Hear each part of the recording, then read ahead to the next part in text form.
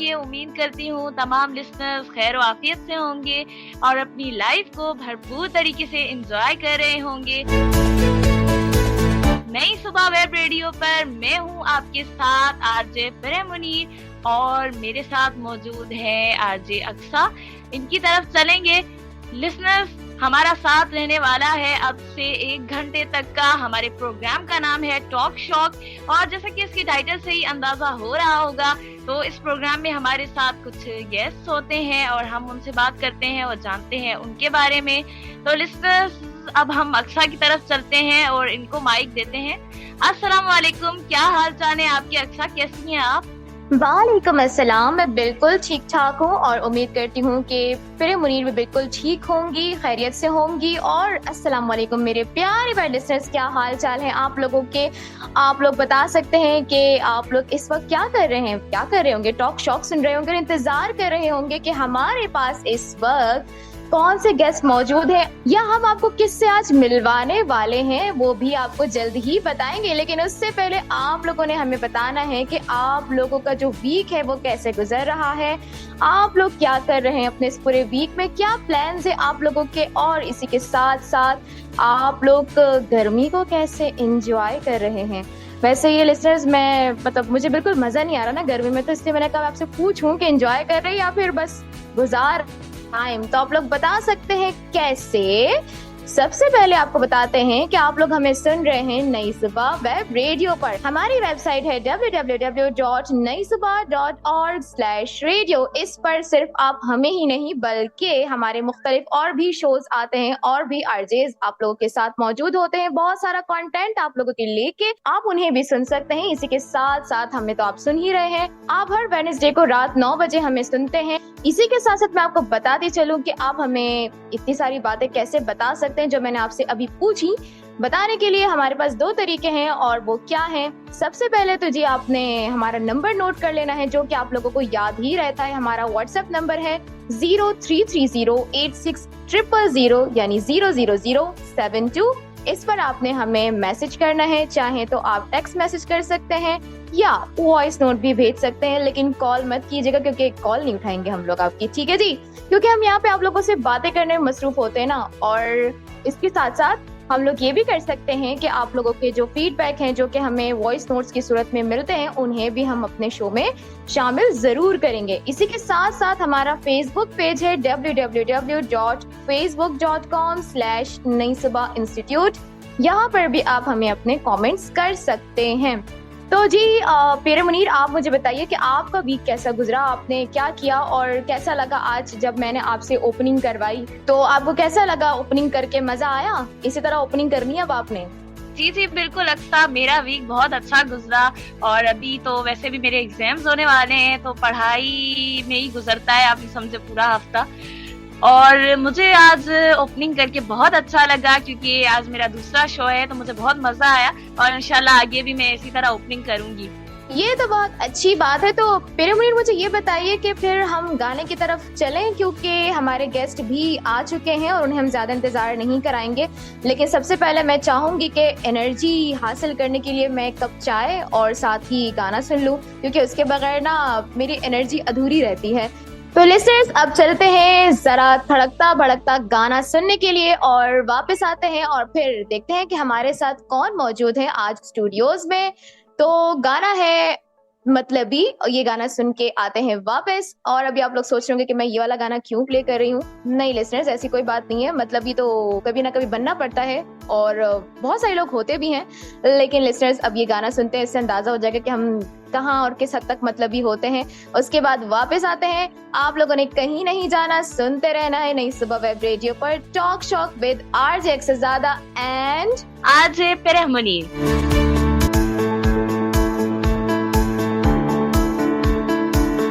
Right जनाब, हम एक बहुत ही जबरदस्त सा गाना सुन के वापस आ चुके हैं और आप लोग सोच रहे होंगे कि गाने को ये क्यों जबरदस्त बोली, इसने मतलब वाला गाना सुनवा लिया फिर भी जबरदस्त गाना कह रही है। तो जी लिसनर्स, क्या करें, इस गाने की जो पहली लाइन है ना, वो है कि मतलबी हो जा जरा, मतलबी खुद की भी सुन ले कभी, तो कभी ना कभी हमें खुद की सुननी पड़ती है। अगर हम खुद की ना सुने काम खराब होते रहते हैं, कुछ मसला हल नहीं होता। तो हमें अपनी जब सुनेंगे ना हम, तो हमें चीजें समझ आने लगेंगी और आहिस्ता आहिस्ता हमारी प्रॉब्लम्स भी सॉल्व होने लगेंगी। तो अब चलते हैं अपने गेस्ट की तरफ, उनको इंतजार नहीं कराते। और मेरे पास अल्फाज नहीं है कि मैं उनका शुक्र कैसे अदा करूं कि उन्होंने अपने कीमती वक्त में से हमारे लिए थोड़ा सा टाइम निकाला और आज वो हमारे साथ मौजूद हैं। तो वो तारुफ के काबिल नहीं है, लेकिन अब हम चलते हैं उनकी तरफ। तो अस्सलाम वालेकुम सर, आप कौन हैं और कहाँ से आए हैं, क्या ताल्लुक है आपका? आपका नाम तो मैं जानती हूँ कि अब्दुल्ला जफर है, लेकिन मैं चाहूंगी कि हमारे लिसनर्स को और हमें अपने बारे में आप ज्यादा बेहतर बता सकते हैं। So please sir. वालेकुम अस्सलाम। अक्सर आप खैरियत से हैं? अल्हम्दुलिल्लाह सर, मैं बिल्कुल ठीक हूँ। और अपने बारे में कंटिन्यू जी कुआर से फिरे मुनीर, काफ़ी डिफरेंट नेम। आप भी खैरियत से होंगी। और नई सुबह को सबसे पहले इस बात पर मुबारकबाद कि आप लोगों ने इस तरह के एक शो का आगाज़ किया और इसे आप मेंटेन कर रहे हैं कि जहाँ पर उन लोगों को बुलाया जाए, उन लोगों को लोगों के सामने लाया जाए जिनकी स्टोरीज़ फिर भी लाइफ स्ट्रगलिंग बेस्ड हैं। तो थैंक यू सो मच मुझे इस बात का चांस देने के लिए। और मेरा इंट्रोडक्शन थोड़ा सा प्रोलॉन्ग हो सकता है, लेकिन बताना इसलिए ज़रूरी है कि इंस्पिरेशन और इनकरेजमेंट हमारा मकसद है। यकीनन आप लोगों का भी यही मकसद होगा और उसके लिए इन्फॉर्मेशन देना सबसे पहले ज़रूरी है। मेरा नाम आपने मेंशन किया, अब्दुल्ला ज़फ़र, और मेरा ताल्लुक इस्लामाबाद से है, द कैपिटल सिटी। और मैंने अगर एजुकेशन साइड पे बात करूं तो BS ऑनर्स किया है मैथ कम्युनिकेशन में from national University of Modern languages, Islamabad campus. और उस ड्यूरिंग एजुकेशन भी और एजुकेशन के बाद भी मेरे मल्टीपल और डाइवर्सिफाइड किस्म के वर्क एक्सपीरियंसेस रहे हैं, जिनको अगर मैं समराइज़ करूं तो I worked for CSR in an online institution that was an academy, or I worked for them for about 2 years. The name was eMusa Private Technologies Limited. तो I was customer services representative और ये time था 2013 का। तो 2 साल मैंने उनके साथ सर्व किया है और उसके बाद फिर 3 साल मैं पंजाब पब्लिक सर्विस कमीशन के थ्रू सेलेक्ट हुआ था social welfare department government of Punjab में एज सोशल नीड ऑफिसर। और 3 साल मैंने गवर्नमेंट ऑफ पंजाब में एडमिनिस्ट्रेटिव पोस्ट पे सर्व किया है इन डिस्ट्रिक्ट खुशाब। तो देन स्टार्टिंग फ्रॉम 2020 ऑनवर्ड मैं प्राइवेट सर्विसेज से मुंसलिक रहा, जिनमें सबसे पहला एक्सपीरियंस मेरा टचस्टोन कम्युनिकेशन प्राइवेट लिमिटेड के साथ हुआ, जो एक US बेस्ड कॉल सेंटर है, बेसिकली ऑक्शरिंग कंपनी है। और उनके साथ मैंने as a quality control engineer plus transcriber in 2 positions पर काम किया है। और 2 साल का वो टेन्योर है, 2 साल और 3 महीने का। और इसके बाद से यानी 2022 से ऑनवर्ड मैं कुछ रिमोट बेस्ड जॉब्स के साथ मुंसलिक हूँ, जो कि प्रोजेक्ट बेस्ड होती हैं। लाइक 1 साल मैंने एक UAE की कंपनी के साथ, I Am Inclusive कंपनी का नाम था, उनके साथ एज एन एक्सेसिबिलिटी कंसल्टेंट काम किया। और उसके साथ अब एक UK बेस्ड कंपनी है TMC सोलिसिटर, उनके साथ मैं SEO optimiser plus content writer के तौर पर पिछले 1 साल और 4 महीने से काम कर रहा हूँ। इन तमाम ऑफिशियल जॉब एक्सपीरियंसेस के अलावा जो मेरी पर्सनल एक्टिविटीज़ हैं, उनमें मैं तकरीबन 2010 से onward different IT related trainings में इन्वॉल्व रहा हूँ, जो डिफरेंट इंस्टीट्यूशंस की, प्राइवेट ऑर्गेनाइजेशंस की तरफ से ऑर्गेनाइज़ किए गए। और उसमें PFFB शामिल है, पाकिस्तान डिसेबल फाउंडेशन शामिल है, और PAB पेशावर के cricket club of the blind, उनके अंडर एक कोर्स हुआ। फिर आपकी नाउ PDP शामिल है, जिनके कॉल सेंटर के 2 कोर्सेज मैंने कंडक्ट किए। और national institute of special education, जो एक सरकारी इदारा है, उनके भी 2 समर वेकेशन के 2 कोर्सेज जो कंप्यूटर बेसिक और कंप्यूटर एडवांस के थे, वो मैंने एज एन इंस्ट्रक्टर ट्रेन किए हैं।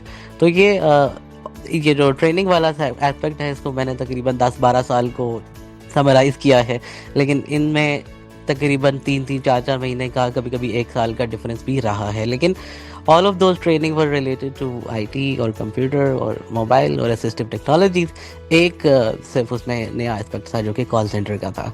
क्योंकि मेरे पास कॉल सेंटर एक्सपीरियंस काफ़ी ज़्यादा उस वक्त भी था, तो मैं as an instructor for call centre training now PDP के साथ 2 दफ़ा काम कर चुका हूँ इन ईयर 2019 एंड 2020।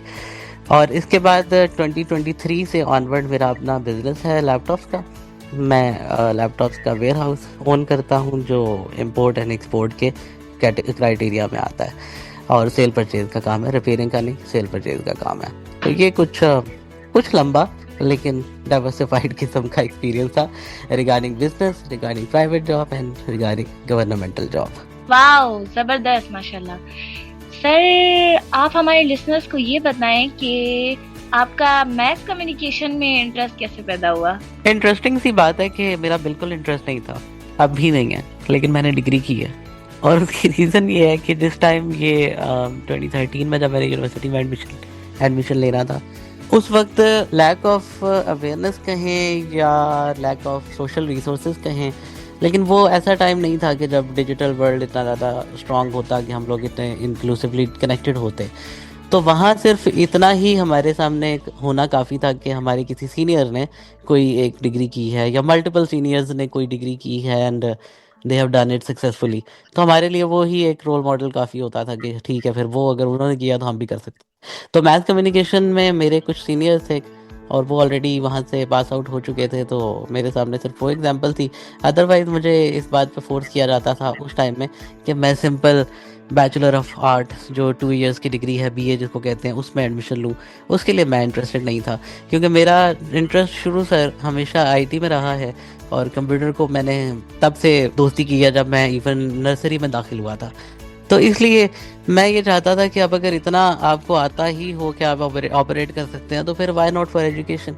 तो अगर मैं बीए या इस तरह की किसी डिग्री साइड पर जाता तो मैं उसमें कंप्यूटर को यूटिलाइज नहीं कर सकता था। फिर वही डिपेंडेंसी रिकॉर्डिंग की, किसी के राइटर की, किसी के पढ़ने की, और वो डिपेंडेंसी मैं क्योंकि 12 साल यानी मैट्रिक और उसके बाद फर्स्ट ईयर सेकेंड ईयर में फेस कर चुका था, तो मैं उसके साथ कंटिन्यू नहीं करना चाहता था। तो फिर ऑन दी अदर साइड दूसरी ऑप्शन यही मैथ कम्युनिकेशन वाली थी। रोल मॉडल बताया कि हमारे सीनियर थे, तो इस वजह से मैंने इसमें एडमिशन लिया था। लेकिन ये मेरा कोई इंटरेस्ट नहीं था, मेरी कोई ऐसा कोई पैशन नहीं था। पैशन मेरा आईटी हमेशा से था, अब भी है, लेकिन उसमें मुझे प्रोफेशनली परस्यू करने का मौका नहीं मिला। क्योंकि कुछ ऐसे सब्जेक्ट्स आते हैं यूनिवर्सिटी में जिनको बीइंग अ विजुअली इम्पेयर्ड उस वक्त नहीं किया जा सकता था। वही बात जो मैंने शुरू में की, लैक ऑफ अवेयरनेस की वजह से, कि हमें मौका ही नहीं दिया जाता था ये कह करके नहीं, ये तो तुम कर ही नहीं सकते। तो फिर जब कर ही नहीं सकते तो फिर उसको शुरू क्या करना था। लेकिन अगर मुझे उस वक्त भी मौका मिलता तो I would be in BSIT और BScs, मतलब कोई कंप्यूटर साइंस रिलेटेड डिग्री होती। लेकिन मुझे मौका नहीं दिया गया, तो then I went for math communication and it was an accidental. Oh, सही। सर, आप ये बताएं कि डिग्री करने के दौरान आपको यूनिवर्सिटी में किस तरीके के चैलेंजेस को फेस करना पड़ा, specially as a visually impaired person? मैंने जैसे आप जिक्र किया था कि मैं National University of Modern Languages से ग्रेजुएट हुआ था, तो हमारे कुछ ऑलरेडी सीनियर्स वहाँ से मेरे से पहले पास आउट हो चुके थे, जिसकी वजह से नमल में विजुअली इम्पेयर्ड को लेकर कोई बहुत अननोन किस्म का एनवायरनमेंट नहीं था। कुछ ना कुछ प्लेटफॉर्म पहले से बना हुआ था, सिर्फ उस प्लेटफॉर्म में कुछ अपग्रेडेशन, कुछ तब्दीलियों की ज़रूरत थी जो लेस देन एफर्ट से, कुछ कम एफर्ट से हो सकी थी। तो मैं ये नहीं कहूँगा कि मुझे इस डिग्री के दौरान कोई ऐसी रुकावट आई हो जिसको रुकावट कहा जाए। हाँ, लेकिन अपनी पहचान बनाने में 6-7 महीने 8 महीने लगे। पहला सेमेस्टर, दूसरा सेमेस्टर मुझे इस चीज़ में मेहनत करते गुजरा, लेकिन वो रुकावट नहीं थी, वो नेचुरल था। जब भी हम एज अ विजुअली इम्पेयर्ड किसी इंक्लूसिव एनवायरनमेंट में जाएं, चाहे वो एजुकेशन हो या एम्प्लॉयमेंट हो, तो इतनी सी तो देर लगती ही है नेचुरली लोगों को अंडरस्टैंड करवाने में कि हम भी एग्जिस्ट करते हैं। तो वो नेचुरल डिले था और वो अंडरस्टैंड हो गया था with in a first semester. तो रुकावट नहीं थी, लेकिन इम्प्रूवमेंट्स लानी थी जो मैंने with the passage of time ज़रूर की थी। लेकिन सर, वैसे अगर देखा जाए तो आपके ख्याल से मीडिया स्टडीज जैसी फील्ड में विजुअली इम्पेयर्ड पर्सन को किस तरीके की, कौन सी मुश्किल का सामना करना पड़ सकता है, मतलब अगर देखा जाए तो? ऐसा है कि मैं आपको सबसे पहले बताऊं कि कोई भी चीज़ मीडिया स्टडीज़ में भी ऐसी नहीं है जो हमारे लिए इम्पॉसिबल हो। हमें जो मुश्किल आती है ना, वो उन लोगों की लैक ऑफ अवेयरनेस की वजह से आती है जो हेड कर रहे होते हैं।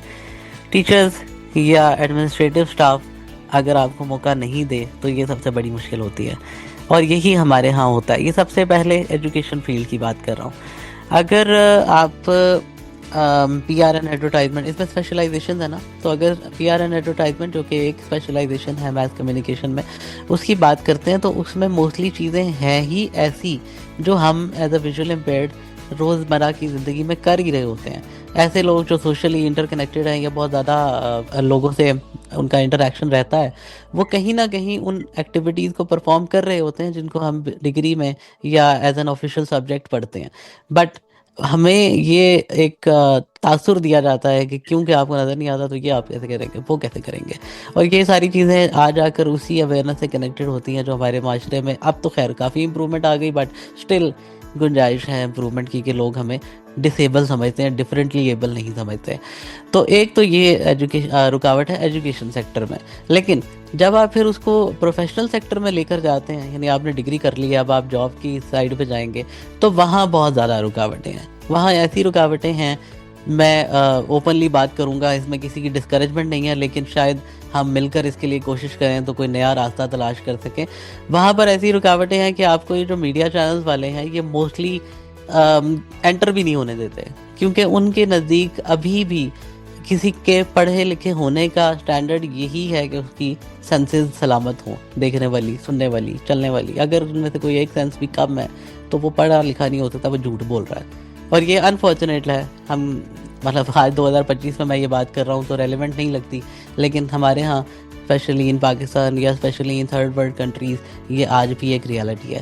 और वो ऐसी रुकावट है कि जिसको अबूर करने का कोई शॉर्टकट तो नहीं है, ना ही कोई शॉर्टकट मैं दे सकता हूँ, सिवाय इसके कि आपने इनकरेज्ड रहना है, ख़ुद को पोर्ट्रे करना है, ख़ुद को मजबूत रखना है, क्योंकि ये चैलेंज आपके हिस्से में आया और अगर आप इसे एक्सेप्ट नहीं करेंगे तो कोई और आपकी जगह पर काम नहीं कर सकता। और इसको एक्सेप्ट करना ही होगा, तभी ये चैलेंज दूर होगा। बट इसको एक्सेप्ट करके इसके लिए फ़ाइट करने के अलावा there is no other shortcut. ज़बरदस्त। तो अब हम ज़रा सा ब्रेक देते हैं और चलते हैं एक म्यूज़िकल ब्रेक की तरफ। आपने इतनी सारी बातें की और बहुत ही मालूमात आपने हमारे लिसनर्स को दी, मुझे भी दी, ख़ास तौर से आपके बारे में जान के कि सबसे बड़ी बात मेरे लिए यही थी कि आपने कोई कंप्यूटर कोर्स नहीं किया, लेकिन माशाल्लाह से इतने कोर्सेज करवा रहे हैं कि लगता नहीं है कि आपने कोई कंप्यूटर कोर्स नहीं किया होगा, लेकिन ये बहुत ही ज़्यादा अचीवमेंट है आपके लिए। और अब मैं चाहूँगी कि आप बताएं कि आप कौन सा म्यूज़िक सुनना चाहेंगे, और मुझे खुशी होगी कि आप अगर कोई अच्छा सा म्यूज़िक अपने पसंद का प्ले करवाएं हमसे। मैं आप अभी जितनी भी हमारी बात हुई है वो आईटी रिलेटेड हुई है, लेकिन मैं इस बात को का इजाफा करता हूँ कि मैं बहुत ज़्यादा म्यूज़िक लवर भी हूँ और बहुत डीप म्यूज़िक लवर हूँ। मतलब मुझे कंपोजिशन तक में इंटरेस्ट होता है, बट एनीवे उसकी डिटेल में अभी नहीं जाते। And I was thinking about a song, it was composed by Nadeem Shravan और मूवी का नाम था दिल का क्या कसूर और टाइटल था गा रहा हूँ इस महफिल में। ठीक है, तो फिर हम यही सॉन्ग आपके लिए प्ले करते हैं और फिर वापस आते हैं। सो आप लोगों ने कहीं नहीं जाना, हमारे साथ ही रहना है। तो सुनते रहिए नई सुबह वेब रेडियो पर talk shock with RJ Aksarzada and RJ परहमुनीर।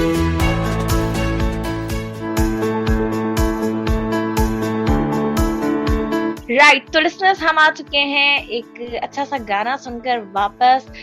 और लिसनर्स अब हम टाइम ज़ाया किए बगैर दोबारा से अपने गेस्ट की तरफ चलते हैं और इनसे हम कुछ क्वेश्चंस और भी करेंगे। सर ये बताइए कि आपको गाना कैसा लगा इतने दिनों बाद सुन के, क्योंकि आपकी मसरूफियात इतनी हैं तो मुझे नहीं लगता कि आप ऐसे लवर तो हैं आप म्यूजिक जैसे कि आपने बताया, लेकिन क्या इतनी मसरूफियात में आप गाना सुन लेते हैं? नहीं, ये आपकी बात बिल्कुल सही है। ये वाला सॉन्ग है मैंने बहुत देर से बात सुना क्योंकि मैं सॉन्ग सर्च करके प्ले नहीं कर पाता। हाँ, जब ट्रैवलिंग में होता हूँ तो एवर रैंडमली कोई ना कोई म्यूज़िक प्ले कर देता हूँ और वो नेक्स्ट करता रहता हूँ। लेकिन ये सॉन्ग बहरहाल I heard about even I think 6-7 महीनों बाद सुना था, तो I enjoyed a lot and thank you so much. Okay, thank you sir. अच्छा सर, मैं भी समझती हूँ कि म्यूज़िक जब आप सुनो, जब आप बहुत ज़्यादा थके हुए हो तब आपको सुनने को दिल करता है। मैं भी अक्सर ट्रैवलिंग में ही म्यूज़िक सुनती हूँ, या अगर बहुत ज़्यादा मतलब रात में होता है कि मुझे नींद नहीं आ रही है, कुछ भी मतलब समझ नहीं आ रहा कि क्या करना है, क्या काम से बंदा थक जाता है, तो मैं कहती हूँ म्यूज़िक बंदे को फ्रेश कर देता है, तो मैं भी इसी टाइम पे ही सुनती हूँ। अच्छा सर, मुझे ये बताइए कि आपने जिक्र किया अपने कॉल सेंटर का भी, ठीक है, आईटी के साथ साथ आपने कहा कि आप कॉल सेंटर के मुख्तलिफ कोर्सेज आपने किए, आपने खुद भी, आपका इतना अच्छा एक्सपीरियंस है। तो हम अगर कॉल सेंटर की तरफ मूव करें, कस्टमर रिप्रेजेंटेटिव का बड़ा शौक होता है अक्सर वीआईज को, तो लेकिन सिर्फ एक बाज़ औक़ात ऐसी जगहें होती हैं कि जहाँ पे हमें एक्सेसिबिलिटी का इशू आ जाता है, या हमें बहुत सारी कंपनीज अपने पास रखती नहीं है, वो कहती हैं कि आप हमारे सॉफ्टवेयर को सपोर्ट नहीं कर पाएंगे, आप उसको समझ नहीं पाएंगे, यूज़ नहीं कर पाएंगे, तो उनको किस तरीके से हम कन्विंस कर सकते हैं? ऐसा है कि जहाँ पे ना कॉल सेंटर के मामले में दो कैटेगरीज हैं, एक इनबाउंड है, एक आउटबाउंड है। जो आउटबाउंड कॉल सेंटर्स होते हैं, जो ज़्यादातर मार्केटिंग की फील्ड में यूज़ होते हैं, उनके साथ ये इशू स्लाइटली ज़्यादा होता है सॉफ्टवेयर वाला, क्योंकि डायलर यूज़ होता है, डायलर उस सॉफ्टवेयर को कहते हैं, और वो हर कंपनी का अलग अलग है। तो कुछ ऐसे हैं जो बिल्कुल ही एक्सेसिबल नहीं है, और कुछ ऐसे हैं जो एक्सेसिबल तो नहीं बट कीबोर्ड कंट्रोल किया जा सकता है, तो हम उन्हें ऑपरेट कर सकते हैं। ऐसे केस में अगर आप किसी ऐसे कॉल सेंटर पर जा रहे हैं कि जो मार्केटिंग से रिलेटेड है या आउटबाउंड कॉल सेंटर है, तो आप सिंपली उनके साथ एक प्री मीटिंग रखें। वो आप उनके सॉफ्टवेयर के साथ एफिलिएशन पैदा करने के लिए एक प्री मीटिंग रखें, जिनमें उनसे डेमो ले लें। डेमो मतलब ये कि आपको वो 15-20 मिनट के लिए अपना वो कंप्यूटर दें जिसके ऊपर वो डायलर इंस्टॉल है, तो आप उसे नेविगेट करके ये अंदाज़ा लगा सकते हैं कि how it is working for you. मैंने ऐसे कॉल सेंटर्स के सॉफ्टवेयर ऑपरेट किए हैं कि जिनमें स्क्रीन रीडर तो बिल्कुल नहीं बोलता, लेकिन जो उसके बेसिक फंक्शंस होते हैं उनके ऊपर की स्ट्रोक्स मौजूद हैं। Let's suppose control E for end call, control H for hang up, control R for recording etcetera. अब उसमें आप अगर सिर्फ की स्ट्रोक ही याद कर लें तो आप उनके सॉफ्टवेयर को आसानी से ऑपरेट कर सकते हैं, और जब आप एक प्रैक्टिकल डेमो में उनके साथ काम कर रहे होंगे तो वो खुद देख लेंगे कि आप कर सकते हैं, यू कैन डू दिस। तो सबसे पहले आपने उनसे इस बात पे आर्ग्यू नहीं करना कि मैं कर सकता हूँ या मैं नहीं कर सकता, बल्कि आपने उनसे इस बात पे आर्ग्यू करना है कि आप मुझे लेट्स सपोज 30 मिनट का टाइम दें, मैं आपको करके दिखाता हूँ। और उस 30 मिनट में आप अपने लिए भी और इवन उनके लिए भी अंडरस्टैंडिंग पैदा कर लेंगे। और जो दूसरी कैटेगरी है इनबाउंड कॉल सेंटर की, उसमें ये इशूज़ बहुत कम है। इनबाउंड में क्योंकि कस्टमर सपोर्ट आ जाती है, कस्टमर सपोर्ट के जितनी भी फेमस सॉफ्टवेयर हैं वो सेम है, और वो मोस्टली 100% नहीं but you can say 50-60% accessible होते हैं। और कुछ हमारी ऐसी कंपनीज भी हैं कि जिनके लिए विजुअली इम्पेयर्ड वर्कर्स ने खुद स्क्रिप्ट्स भी डेवलप कर रखे हैं जॉज के, कि उनका जो सॉफ्टवेयर है वो जॉज के साथ पूरी तरह एक्सेसिबल बना दिया गया है। और ये उस कंपनी का काम नहीं है, ये भी हमारे जैसे ही उन लोगों का काम है जो उस कंपनी में ऑलरेडी काम कर चुके हैं। तो उन्होंने ना सिर्फ खुद काम किया है बल्कि आने वाले लोगों के लिए भी आसानियाँ की हैं। तो खैर, इनबाउंड कॉल सेंटर के लिए ये मसला उतना दरपेश नहीं, बट आउटबाउंड के लिए आपको ये प्री मीटिंग काइंड ऑफ कुछ रखना पड़ेगा उनकी एडमिनिस्ट्रेशन के साथ, and they can allow it. इतना बड़ा मसला नहीं होता। अगर आप इनिशियल इंटरव्यू में अच्छा परफॉर्म कर जाते हैं, अगर आप कॉन्फिडेंट हैं, उनको आपसे बात करते हुए इस बात का अंदाज़ा हो जाए कि यार ये तो मतलब ये कुछ है, तो फिर वो आपको देंगे 30 मिनट, क्या 1 घंटा भी देंगे। लेकिन अगर आप इनिशियली कॉन्फिडेंट नहीं हैं, उनको जो एक नॉर्मल परसेप्शन है एक ब्लाइंड पर्सन के बारे में माशरे में, अगर आप उस परसेप्शन को प्रूव कर देंगे, फिर वो आपको आगे नहीं जाने देंगे। तो इसलिए सबसे पहले सेल्फ कॉन्फिडेंस होना ज़रूरी है कि आप जो कर रहे हैं वो आप वाकई कर सकते हैं। ज़बरदस्त। तो सर मुझे ये बताइए कि मैंने एक जो ब्लाइंड हेल्थ प्रोजेक्ट है, आपका एक प्रोजेक्ट जिसका जिक्र आपने नहीं किया, और आप उसके माशाल्लाह से CEO हैं, तो इसका आगाज़ आपने कैसे किया, कहाँ से किया, और अब तक इसकी क्या प्रोग्रेस है, क्या प्रोजेक्ट्स हैं, और इसका क्या मकसद था?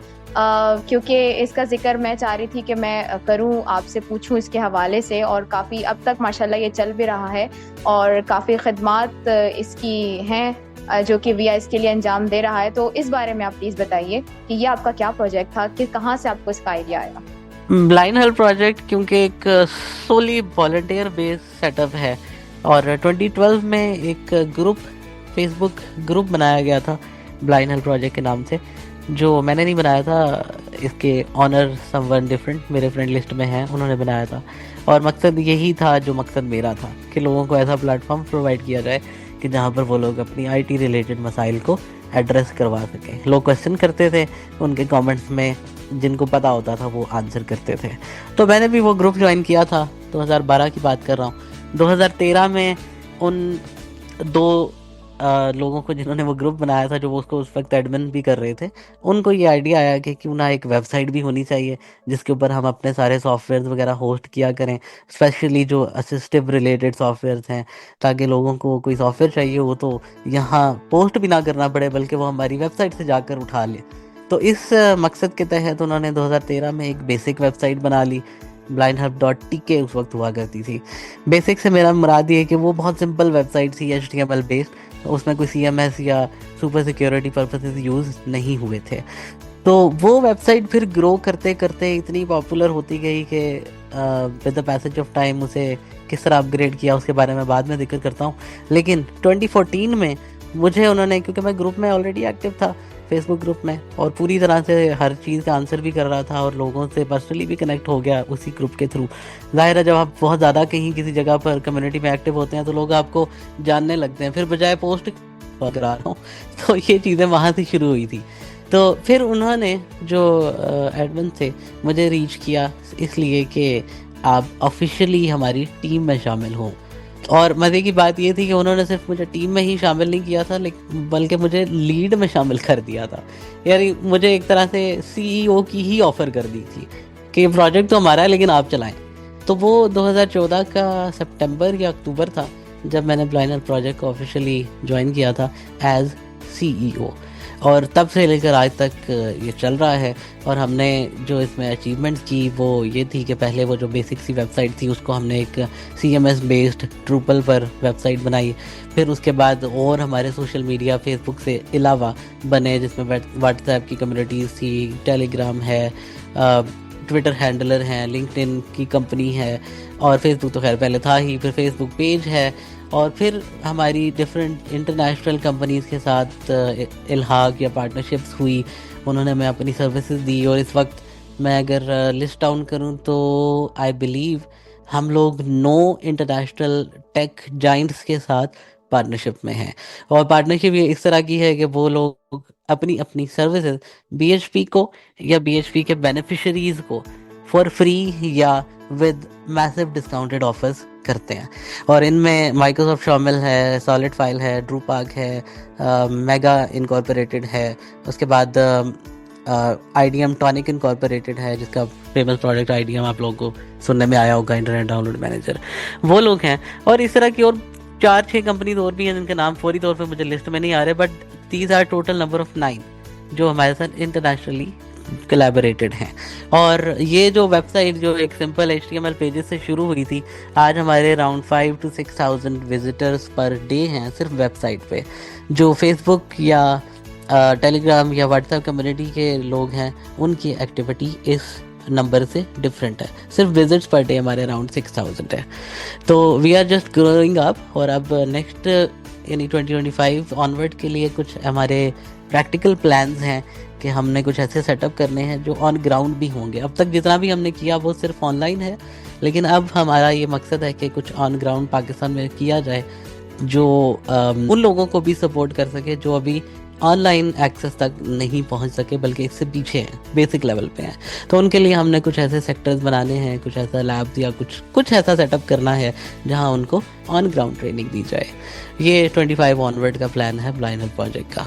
अच्छा सर, मुझे ये बताइए कि आपको पता है काफ़ी एक्सेसिबिलिटी के हवाले से भी, टेक्नोलॉजी के हवाले से भी, तो आजकल जैसे कि हम AI को बहुत ज़्यादा यूज़ भी कर रहे हैं, तो आप क्या समझते हैं कि विजुअली इम्पेयर्ड पर्सन को AI पे रिलाई करना चाहिए, उसे यूज़ करना चाहिए, या उसको मतलब बहुत ज़्यादा अहमियत देनी चाहिए? क्योंकि AI ये तो एक, आप क्या समझते हैं AI को, कि आपकी नज़र में क्या है और हम हमारे लिए किस तरीके से मददगार साबित हो सकते हैं? क्योंकि यूज़ तो हम सभी करते हैं, आपने जिस तरह भी कहा कि अब जब तक हम नई आई हुई चीज़ को वेलकम नहीं करेंगे तो हम उसके बारे में जानेंगे कैसे। लेकिन एक होता है ना कि बहुत सारे जब यूज़ करते हो आप ना, तो फिर आप उसके ऊपर रिलाई करने लग जाते हो। और अभी जैसे कि मैंने रिसेंटली देखा कि भाई उसमें अब लोग जो है ना ऑडियोज और वीडियोस, पहले तो टेक्स्ट वगैरह को जनरेट करते थे AI से, लेकिन अब तो बाकायदा ऑडियोज और वीडियोस भी जनरेट करवाते हैं लोग, और उसमें कॉपीराइट के इश्यूज भी आ जाते हैं। और वो जब आप सुनो ना उसकी ऑडियो या वीडियो, तो एक रोबोटिक वे उसमें पता चलता है कि भाई वो एक आपने किसी से बनवाई हुई है। तो इस हवाले से आप क्या कहेंगे कि क्या करना चाहिए हमें AI के साथ, मतलब उसको किस तरीके से यूज करना चाहिए? बहुत इम्पोर्टेंट क्वेश्चन और ट्रेंडिंग टॉपिक के ऊपर। तो फर्स्ट ऑफ ऑल एप्रिसिएशन। राय मेरी ये है, देखें किसी भी चीज़ में अगर आप अपनी ज़ाती एबिलिटी इस्तेमाल करते हैं तो वो एबिलिटी इंक्रीज होती है। आप अगर क्रिएटिव हैं तो अगर आप क्रिएट करेंगे तो आपकी क्रिएटिविटी मज़ीद इंक्रीज होगी, मज़ीद आइडियाज़ जनरेट होंगे, साफ अल्फाज में कहूँ दिमाग खुलेगा। लेकिन अनफॉर्चुनेटली हम लोग AI को as a helping tool use करने के बजाय AI को as a replacement tool use करने लगे हैं। हम खुद कुछ नहीं करते, AI से करवा के खुश हो जाते हैं, और ये सबसे बड़ी नेगेटिविटी है आजकल की वर्ल्ड की, जिसको फिक्स करने की ज़रूरत है। AI एक बहुत बड़ी सहूलत है आपकी रिसर्च के लिए, आपकी फिक्सिंग के लिए, लेकिन वो एआई है और आप हैं। You must depend on your own self. फिर आप उसकी फिक्सिंग, इम्प्रूवमेंट या मज़ीद वो नोक पलक संवारने के लिए एआई को ज़रूर इन्वॉल्व करें। या अगर किसी चीज़ में आपको रिसर्च करनी है तो आप सर्च इंजन खंगालने के बजाय आप एआई से कंसल्ट कर सकते हैं, वो ठीक है। लेकिन जहाँ कोई चीज़ क्रिएट करनी है, चाहे वो टेक्सचुअल है या वो ऑडियो है, वीडियो है, वहाँ पर जब आप अपनी क्रिएटिविटी को यूटिलाइज नहीं करेंगे तो वो with the passage of time मज़ीद डल होती जाएगी और एक टाइम आएगा जब आपको अपनी चीज़ें भूल चुकी होगी। और जो एआई से चीज़ जनरेट होगी, AI is an artificial intelligence, not genuine intelligence. Genuine intelligence हमेशा इंसानों के पास ही रहेगी, वो कहीं और शिफ्ट नहीं हो सकती। तो इसलिए सबसे पहले आपने इस चीज़ को माइंड में रखना है कि एआई आपका मुशावरत के लिए टूल ज़रूर है। आप उससे पूछ सकते हैं कि ये मैंने लिखा है, इसमें और क्या इम्प्रूवमेंट हो सकती है, लेकिन फर्स्ट क्रिएशन आपकी होनी चाहिए और उसके बाद सेकंड डिसीजन भी आपका होना चाहिए उसकी मशवरे के बाद। अगर आप सिर्फ एआई पे डिपेंड करना शुरू कर देंगे तो कंटेंट, चाहे वो टेक्सचुअल है या ऑडियो वीडियो है, उसकी क्वालिटी डिग्रेड होगी। जिसका एग्जांपल अभी आपने एक मिसाल दी कि वो रोबोटिक हो जाता है, तो उसकी क्वालिटी डिग्रेड होती जाएगी और उसके साथ साथ जो एफिशिएंसी आपके अपने माइंड में मौजूद थी उस टेक्सचुअल या ऑडियो वीडियो कंटेंट को क्रिएट करने के लिए, वो एबिलिटी भी at the passage of time dull और फिर फिनिश हो जाएगी। तो इसलिए किसी भी सूरत एआई पे आपने इसलिए डिपेंड नहीं करना कि आपको ये चीज़ बनवानी है, बल्कि सिर्फ इसलिए डिपेंड करना है कि ये चीज़ आपने बना तो ली है, अब एआई से पूछते हैं कि क्या इसमें इम्प्रूवमेंट हो सकती है। शायद कोई ऐसा पॉइंट सामने आए कि जो आप में माइंड में क्लिक ना हुआ हो, और वो क्लिक हो तो आप अपनी ही चीज़ को मज़ीद इम्प्रूव कर सकें। यानी आप सिर्फ उससे मशवरा करें, अमल खुद करें, उसके मशवरे पर भी अमल करें तो वो खुद करें, उसे ना कहें कि ये कर दो, बल्कि उससे से पूछा, पॉइंट निकला, उस पॉइंट पर अमल आपने खुद करना है। अगर कोई टेक्स्ट इंप्रूव करना है तो आपने वो खुद लिखना है, अगर कोई वीडियो या ऑडियो कंटेंट रिकॉर्डिंग इंप्रूव करनी है तो वो आपने खुद करनी है। सिर्फ पूछने के लिए, सिर्फ इंफॉर्मेशन गेन करने के लिए, सिर्फ नॉलेज में इजाफा करने के लिए और रिसर्च करने के लिए एआई को इस्तेमाल करें, तो फिर एआई से बेहतरीन कोई चीज़ नहीं है। सर मेरा आपसे ये क्वेश्चन है, लास्ट क्वेश्चन है ये हमारा। सर आप उन वीआई पर्सन्स को क्या पैगाम देना चाहेंगे जो किसी प्रॉब्लम की वजह से वो अपना टैलेंट सामने नहीं ला पाते, वो एफर्ट नहीं कर पाते, उनको आप क्या पैगाम देना चाहेंगे कोई? देखें, रीज़न ऐसे केस में सिर्फ ये होती है कि आप खुद सेल्फ कॉन्फिडेंस या आप खुद इनकरेज्ड नहीं होते। उसके अलावा कोई भी रीज़न मैं समझता हूँ कि ऐसी नहीं है जिसको दूर किया जा सके। अगर आप खुद इस बात का तहैया कर लें कि अपने अंदर एक सेल्फ डिसिप्लिन, सेल्फ कॉन्फिडेंस पैदा कर लें, तो फिर कोई भी और रीज़न बाईपास हो जाती है। इसलिए पैगाम इतना सा है कि देखें, ज़िंदगी अगर आपको मिली है ना, मुश्किल है या आसान, गुजारनी आप नहीं है। अगर आप इसके लिए कुछ कर लेंगे, कुछ कर जाएंगे, तो उसका इम्पैक्ट भी आप पर पड़ेगा, आपके लिए फ़ायदेमंद होगा। अगर आप इसके लिए कुछ नहीं करेंगे, परेशान होके अफसोस में, दुख में बैठे रहेंगे, तो उसका इम्पैक्ट भी आप पे पड़ेगा। कोई और ना आपके लिए कुछ आज करेगा और ना इससे बाद फ्यूचर में करेगा। किसी ने किसी के लिए कुछ नहीं करना, सिर्फ आप हैं और आपकी ज़ात है। अपनी ज़ात के लिए जो कुछ कर लें अचीवमेंट होगी, नहीं करेंगे लूज़ होगा। और एक इंसान जब पैदा होता है तो वो किस हालात में है, ये बड़ी फेमस सी कोटेशन है कि पैदा होते हुए आप किस हालात में, वो आपका कसूर नहीं है। लेकिन अगर इस दुनिया से जाते हुए भी आप उसी हालात में, तो ये तो आपका कसूर है। तो नहीं करेंगे, दुनिया से पीछे रह जाएंगे, तो अकेले रह जाएंगे, आपसे कोई नहीं पूछेगा। करेंगे, इंक्लूजन रखेंगे, आगे बढ़ेंगे, तो हज़ारों पूछने वाले होंगे, और फिर उन हज़ारों में से शायद सैकड़ों ऐसे भी होंगे जो आपको मज़ीद आगे लेकर जाने के लिए अपना हाथ भी बढ़ाएं। लेकिन वो हाथ तब बढ़ाएंगे जब आपने कुछ ना कुछ उनको दिखाया होगा। कोई आपको घर से उठाकर बाहर नहीं लेके आएगा, बाहर आपको निकलना ही पड़ेगा, तब आपको रोड क्रॉस कराई जा सकती है। बिल्कुल सर, ये तो सही बात है कि स्ट्रगल अगर की जाए तो सब कुछ आसान हो जाता है। राइट जनाब, अब्दुल्ला ज़फ़र हमारे साथ मौजूद थे और उन्होंने इतनी सारी इंफॉर्मेशन शेयर की और मुझे बहुत ज़्यादा मज़ा आया आज के शो में, और टेक्नोलॉजी के बारे में, एक्सेसिबिलिटी के बारे में जान के मुझे बड़ी खुशी होती है, क्योंकि मेरा अपना भी एक्सपीरियंस यही होता है। नई सुबह हमें बहुत सारे प्रोजेक्ट्स फ्राहम करता है जिसके ज़रिए हम बहुत सारी चीज़ों को सीख भी रहे हैं और सीखना चाहते भी और आगे सिखाना चाहते भी हैं। और उनमें सबसे जो मेन चीज़ है वो है यहाँ का नई सुबह वेब रेडियो, जिसमें मुख्तलिफ शोज़ हम लोग आप लोग के लिए कर रहे होते हैं, और टेक्निकल जो हमारी टीम है वो आप लोगों के लिए प्ले करवा रही होती है। जो हमारा स्टूडियोज़ है, इसमें शो किस तरीके से हम लोग को ऑन एयर करवाना होता है, सारी चीज़ें होती है, तो ये हमारी टेक्निकल टीम सपोर्ट कर रही होती है। तो बहुत बहुत शुक्रिया हमारी टेक्निकल टीम का कि वो हमारे इस 1 घंटे को इतना सक्सेसफुल बनाती है और हमारे लिसनर्स काफ़ी इन्फॉर्मेशन ले पाते हैं।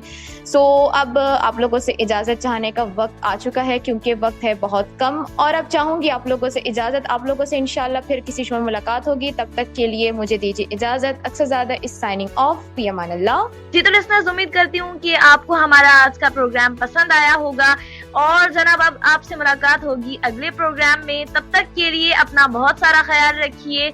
मुझे दीजिए इजाजत। अल्लाह हाफिज।